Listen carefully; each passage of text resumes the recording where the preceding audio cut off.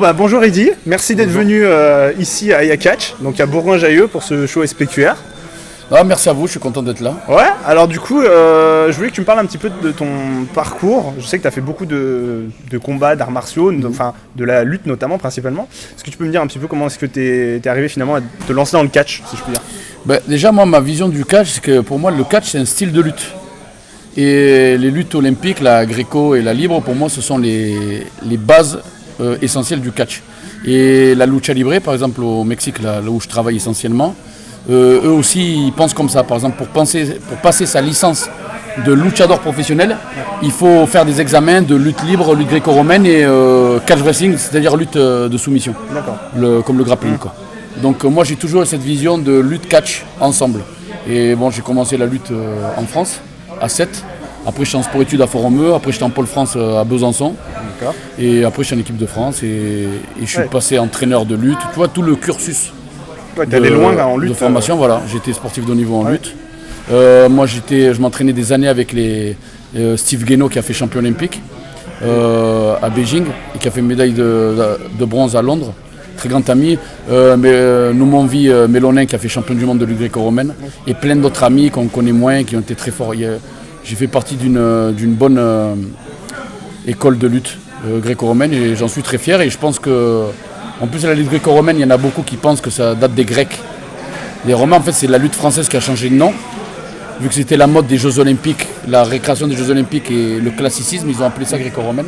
J'ai fait un petit cours d'histoire. Ouais, non, mais c'est intéressant aussi. Et moi, je pense que c'est très intéressant pour la culture du catch français, de la lutte française. Parce qu'on a beaucoup de. Je pense que. On doit se décomplexer par rapport aux Américains et voire même les Anglais parce qu'on a une très grosse tradition de lutte et de catch. Et je vais donner un exemple que j'ai appris il n'y a pas longtemps en étudiant. Je suis ami avec un historien russe qui étudie le catch et la lutte. Et les premiers shows de lutte professionnelle, c'était dans les années 1300. Ouais. C'est-à-dire il y a plus de 700 ans dans le sud de la France, à Avignon. Donc on a une grosse culture qui a un peu été oubliée, mais on voit qu'il y a toujours des gros talents. Tu vois, je suis venu à Ayakatch la première fois. Moi, la première fois que j'ai catché en France, parce que moi j'ai commencé au Japon et j'ai bourlingué de partout, Mexique et tout, travaillé pour la CMLL. Et après, j'ai commencé à catcher en France pour la Wrestling Star, qui est une des plus grosses compagnies en France. Et là, j'ai débuté pour Ayakatch aujourd'hui. Et crois-moi qu'à chaque fois, je suis surpris, il y a des très bons catcheurs. Et je pense qu'on n'a pas à complexer sur les Mexicains, les Japonais ou voire les Américains. On a des très bons talents. Et tu sais qu'est-ce que je pense, moi? J'irai plus loin. Tu vois, j'ai catché souvent à la WXW et en Angleterre. Je pense qu'on a même des catcheurs plus complets en France qu'en Allemagne et en Angleterre qui sont plus formatés dans le style de la WWE. Et nous, on a des voltigeurs, ceux qui font de la lucha, des catcheurs gimmicks, des hardcore. On a de tout. Ce qui manque un peu, c'est de la visibilité avec les structures et des alliances avec des structures étrangères. C'est mon point de vue. Ok, d'accord. Donc, et du coup, après tout ce travail dans la lutte, finalement, comment est-ce que tu t'es arrivé, entre guillemets, glissé sur le catch? Parce que moi, en fait, j'ai toujours été fan de shoot wrestling, c'est-à-dire la lutte plus arts martiaux combat. Moi, j'étais fan du Pride à l'époque. C'était l'ancêtre de l'UFC au Japon. Et il n'y avait que des catcheurs qui combattaient en MMA. Et ils affrontaient les mecs du jiu-jitsu brésilien. Moi, j'étais gros fan de ça. Et donc, j'ai catché pour Antonio Inoki, celui qui a fondé la New Japan. Et j'étais entraîneur là-bas. J'étais entraîneur au Nikui Dojo. Et j'en ai cours de lutte. Et donc j'ai débuté au Japon. Et après, ça s'est fait le cursus normal. Mais après, le problème, c'était pas du catch américain, du catch spectacle. Et je me suis adapté. Et après, je suis parti au Mexique. Et je me suis adapté aussi. Et après, comme un professionnel, tu t'adaptes au public. Bien sûr. Et il y a tes patrons. Et voilà. Et c'était une bonne expérience, un bon défi. Je le vois comme un challenge de pouvoir s'adapter. Et la créativité, tu vois. Et voilà. Ok, ouais, d'accord.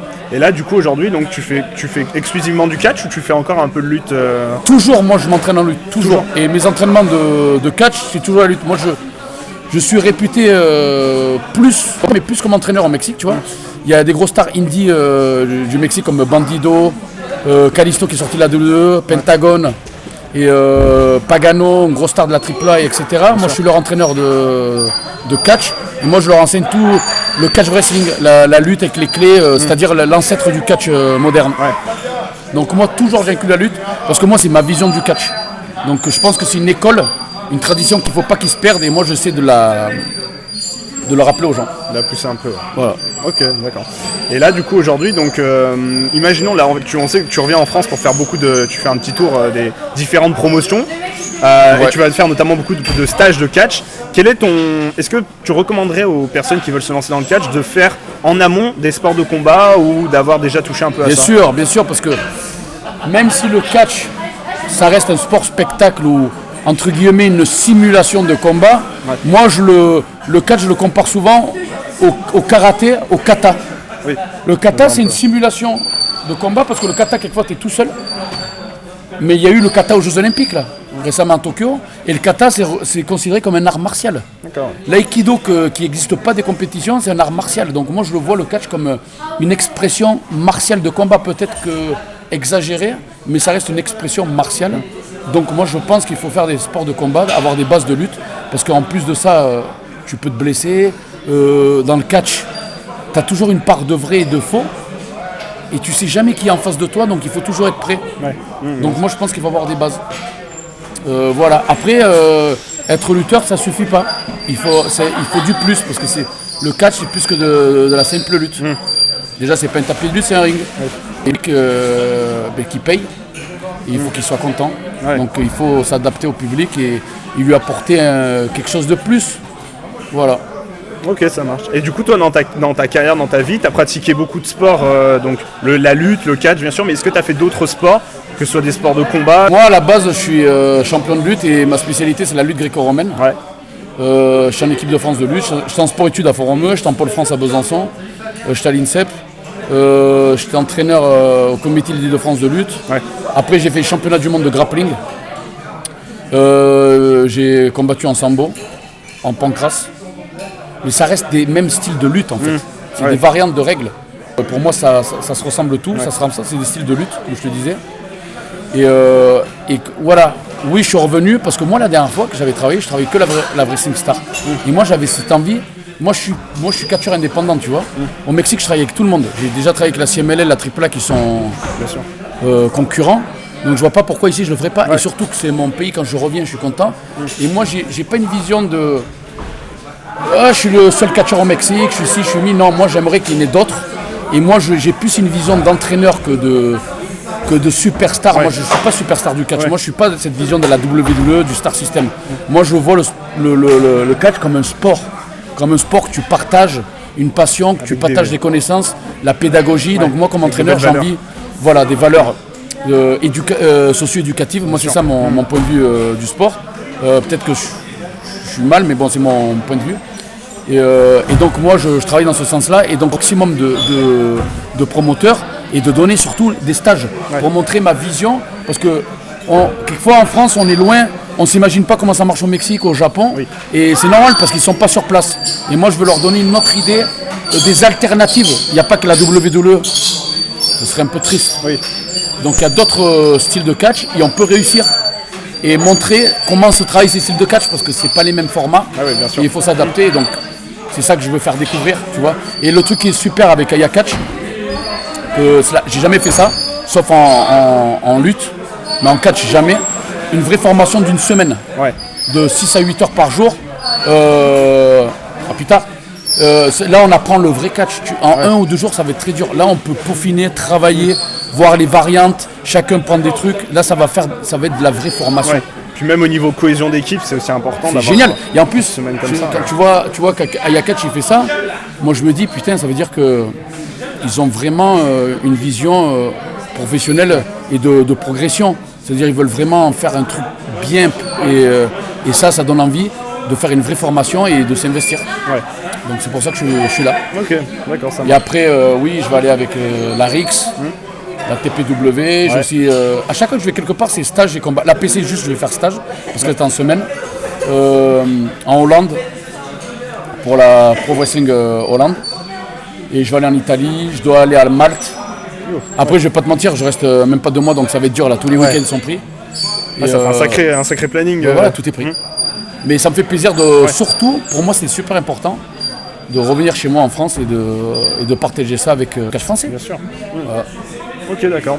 Et du coup, donc, tu me disais, tu as beaucoup combattu, notamment au Mexique pour la CMLL, la AAA, ou d'autres grosses fédérations. Est-ce que tu en as une pour laquelle tu as préféré combattre, ou est-ce que tu trouves il y a la meilleure ambiance ou... J'ai combattu pour plus de 120 promoteurs au Mexique. J'ai travaillé à la CMLL, j'ai fait les gros shows, les Viernes, c'est comme si tu faisais Raw, la WWE. Plusieurs fois, j'ai fait les gros shows sur TV Azteca, c'est comme si tu faisais TF1. Et j'ai travaillé une 50aine de shows à l'Arena Mexico, c'est une arène de 20 000 personnes. Mais tu vois, c'est vrai qu'on appelle ça la cathédrale de la lucha libre, c'est vrai qu'une salle construite pour du catch, 20 000 personnes, c'est impressionnant. Ouais, c'est sûr. Mais je me régale, des petites salles comme ça, quand tu es près du public, c'est génial aussi. Donc en réalité, moi ce que j'aime dans le catch, j'ai pas une fédé préférée, ce que j'aime, c'est les extrêmes. C'est-à-dire, aujourd'hui je vais faire un gros show de 20 000 et demain je fais un show dans la rue. Après je vais faire un petit show intimiste, tu vois ce que je veux dire? C'est ça que j'aime. C'est de tout faire en fait. C'est ça qui est génial. Oui, c'est sûr. Voilà. Ok, d'accord. Et là, du coup, donc, tu me disais tout à l'heure, tu as affronté beaucoup de grands adversaires partout au monde, tout autour du monde, pardon. Et est-ce qu'il y en a un avec qui, ou un ou plusieurs avec qui tu as vraiment adoré combattre, qui est le premier que j'ai kiffé combattre et qui n'est pas connu ici, et pourtant c'est une légende, il s'appelle Kanek. Maintenant il a 60 piges, il est très fort. C'est le premier catcheur au monde à avoir soulevé André le Géant. D'accord, ok. C'est le premier à avoir fait le body slam. Ouais. Avant Hulk Hogan. Avant Hulk Hogan, des années avant lui. Et d'ailleurs, il catchait avec Hulk Hogan, André le Géant et Inoki, ensemble au Japon. D'accord, ok. C'est une icône. Et j'ai catché avec lui en single match. Et d'ailleurs, j'ai catché il y a plus d'une dizaine d'années quand je suis arrivé au Mexique, pour le jour de l'indépendance du Mexique contre la France. Donc c'était bien symbolique. Et après, j'ai catché avec lui avant la pandémie en 2019 pour la fédération d'Alberto Del Rio, qui s'appelait Nation Lucha Libre. D'accord. Et bon, maintenant il est vieux, c'est pas pareil, mais c'est toujours un honneur d'affronter des stars. Après, j'ai affronté Ultimo Dragon, de Stéphane, moi quand je regardais là-dessus, je l'ai affronté en Corée du Nord, devant 20 000 personnes, c'était vraiment une belle expérience. Tout ce que je dis, vous pouvez le voir sur YouTube, il y a les vidéos et tout. Et après, j'ai affronté à l'Arena Mexico Kushida, qui était champion de la New Japan Junior. Fujinami qui est Hall of Fame de la WWE, Tiger Mask, Grit Sasuke et tous ceux qui sont à la WWE en ce moment, le Kalisto, moi je le connaissais à l'époque, Samurai del Sol, enfin il est revenu encore une fois Samurai del Sol, Raúl Mendoza, Hiro del Fantasma qui sont NXT, moi je te parle, le Bandido qui est champion de Ring of Honor et de la Province Guerilla, c'est un très bon ami, que c'est moi qui l'ai formé, qui lui ai mis le nom Bandido. D'accord.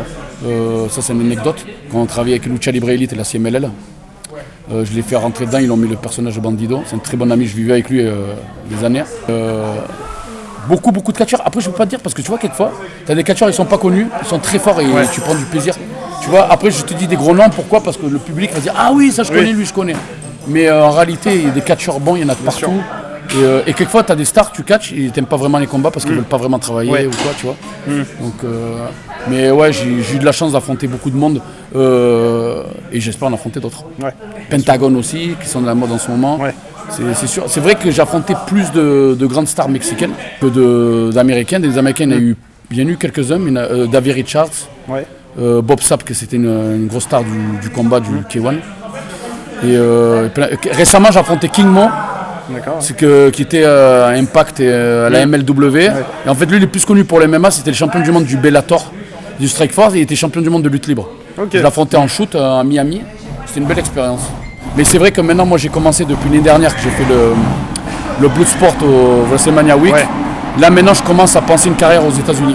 J'ai 38 ans, mais je pense que j'ai un bon 10 ans de carrière aux États-Unis. Voilà, c'est mon point de vue. D'accord, et du coup là c'est parfait parce que tu me parlais justement de ton match en Corée du Nord. Donc c'est clairement une première pour un Français, je crois pas que ce soit réarrivé depuis. En fait il y en a eu deux. Et deux? Ouais, parce qu'on était deux Français dans le show. D'accord. Il y avait Jérôme Le Banner, la légende du kickboxing, on était deux. Et bon lui c'est plus un kickboxer tu vois, parce que le Inoki c'est du shoot wrestling, donc il était là, mais de vrais catcheurs oui je suis le seul Français. C'est marrant parce que, tu vois par exemple je suis le seul Français aussi qui a catché à la AAA. Je suis le seul Français qui allait à la CMLL depuis André le Géant. Tu vois, je suis le seul Européen qui a gagné des ceintures au Mexique, Japon et États-Unis. Mais tu vois, c'est pas parce que je dis ça que c'est une arrogance. Il y a une fierté, tu vois, de dire les choses. Mais en même temps, la fierté, c'est de dire si je l'ai fait, pourquoi pas d'autres. Bien sûr. Et l'idée, c'est qu'il y ait d'autres. Inspiré, Parce que moi, comme je te dis, comme entraîneur, je crois à un catch français. Et tu vois, je vois beaucoup de talents. C'est dur de dire des noms. Tu vois, là, j'ai vu Machete que j'ai connu aujourd'hui. J'avais déjà entendu parler de son nom. J'ai vu beaucoup d'autres talents qui sont bons. Je peux pas dire tous les noms, tu vois, je me rappelle plus. Bien sûr. Il y a des mecs comme Laroufa, Archer, comment il s'appelle, Fischer. Il y avait Lucas Di Leo. Il y a même Booster qui fait un bon travail, tu vois. Je pense que chacun apporte une pièce au puzzle. Tu as des nouvelles générations comme l'Aigle Blanc, etc. Tu en as d'autres, tu vois. Parce que moi, je te parle d'eux parce qu'il y en a quelques-uns que j'ai connus. Il y en a que je connais pas, que j'ai juste vu des vidéos. D'autres que j'ai connus comme l'Aigle Blanc aux États-Unis. Et je pense qu'il y a un très bon vivier de catcheurs plus tard. Et je pense qu'il faut continuer sur ce terrain-là de travail parce qu'après ça peut passer qu'il n'y a plus. Ouais, bah oui. Il faut continuer. Et ça c'est super important. On s'exporte plus qu'avant. Ouais. Amal qui a la NXT UK, tu vois. Bon C'est génial. Mais il en faut plus. Il n'en faut pas qu'une. Il faut plusieurs Amal à la NXT UK, il faut plusieurs Archer à la WXW, il faut plusieurs Karaoui au Mexique. Tu vois ce que je veux dire? Ouais, je vois. Voilà, parce que plus on est fort. Bien sûr. Comme les Anglais, tu vois. Donc sur ton match en Corée du Nord, donc en fait de combattre en Corée du Nord, est-ce qu'il y avait, une pression? Est-ce que, je suppose qu'il y avait des représentants en plus déjà, la plupart, déjà c'était pour soi-disant, non, je veux pas dire soi-disant, c'était pour promouvoir la paix. Oui. C'est une des plus belles expériences de ma vie. Oui. Je veux pas mentir parce que tu te rends compte, j'ai fait 2 shows. 20 000 personnes, le premier show c'était tous habillés pareil, c'est un pays communiste, tout le monde est habillé pareil, et tout le monde comme des robots. Comme ça, mais tu vois qu'en réalité il n'y a pas trop d'émotion. Et en fait tu vois qu'en regardant le catch, ils ont eu de l'émotion. Et le deuxième jour les gens se sont lâchés, et les interprètes, les gardes du corps, nous prennent dans les bras, ils voulaient pas qu'on parte, tu vois. Et ça c'est génial, c'est là que tu vois la force du sport. Et Antonio Inoki, c'est un sénateur, et c'est lui qui a fondé la New Japan. C'est lui qui a fait les plus gros shows au monde. Il avait fait les shows à l'époque avec Ric Flair en Corée du Nord, 120 000 personnes. C'est le plus gros show de l'histoire. Oui. Tu vois, il a été Hall of Fame, la WWE et tout. C'est le plus gros promoteur après Vince McMahon. Et lui nous disait, parce que lui ça a été c'est mon sensei, il lui disait, le sport, c'est tu peux manipuler la masse. Et c'est là que j'ai compris que tu peux changer les gens. Et les gens sont contents. Les gens ils vivent dans une dictature, mais eux ils savent pas parce qu'eux ils n'ont pas la télé, ils n'ont rien. Ils pensent que leur vie est normale. Mais il doit en avoir qui sont tristes ou pas, tu vois. Mais ça leur a enlevé la routine quotidienne et ça leur a fait voir un truc. Wow, ils étaient contents, de la joie, tu vois. Et moi je pense que c'est là que tu vois que le catch est important. Parce que le catch c'est pas une question de dire je gagne 1 million, je gagne ci, je gagne mi. C'est mon point de vue, non. Je pense que le catch c'est, comme je te disais, le partage. Partager des connaissances, partager un savoir, partager un plaisir. Et faire ça autant avec les élèves, autant avec des catcheurs. Qu'avec le public. Bien sûr. Parce que quand tu vois un gosse qui est tout content, qui te regarde avec des grands yeux, tu dis mon travail, il a de la valeur, ça vaut quelque chose. Parce qu'il faut laisser une trace dans la société, tu vois, il faut apporter, tu vois. Bien sûr, ça c'est mon point de vue de citoyen et de professionnel. Ok, d'accord. Voilà. Ok, et du coup pour finir, donc tu me disais un petit peu que tu allais peut-être revenir aux États-Unis, enfin tu pensais une carrière aux États-Unis, qu'est-ce que... En fait, pour faire court, moi j'étais la AEW il n'y a pas longtemps. Ouais. Je devais catcher Pentagon et Phoenix, c'était en mai 2021, mi-mai. J'ai eu des petits problèmes avec mes papiers de travail, donc je suis pas monté sur le ring. Mais je suis en train de régler ça et j'ai pas mal de travail à faire avec la AEW. J'avais une offre de contrat avec la MLW. Ça, j'ai jamais dit, je voulais commencer à le dire avec un forum, avec un blog français. La MLW m'a offert un contrat en juin. Je n'étais pas trop intéressé. Et j'ai d'autres offres. En fait, je vais t'expliquer un truc, je suis pas pressé. Bon, j'ai 38 piges, je devrais peut-être me presser. Mais il y a des bons trucs. Maintenant, le catch indépendant, il a grave monté. Je pense refaire le WrestleMania Week, on va voir. Et en fait, ma priorité cette année, c'est que je reprends les vraies compétitions, les vrais combats, et je prépare les championnats du monde de catch wrestling. D'accord. Pour le mois de juin en Angleterre. Donc voilà. Okay. Et c'est pour ça aussi que je reviens en France pour m'entraîner avec des amis. Ça c'est la priorité. On va voir, c'est mon nouveau challenge que je me suis mis. C'est un challenge que j'avais depuis des années, que j'avais envie de reprendre la compétition. Et moi je fais les choses au plaisir. Ok, voilà. Ok, bah super. Merci beaucoup pour merci ton à temps. toi et puis ça m'a fait plaisir. À bientôt. Voilà. Merci beaucoup. Merci à toi. À bientôt.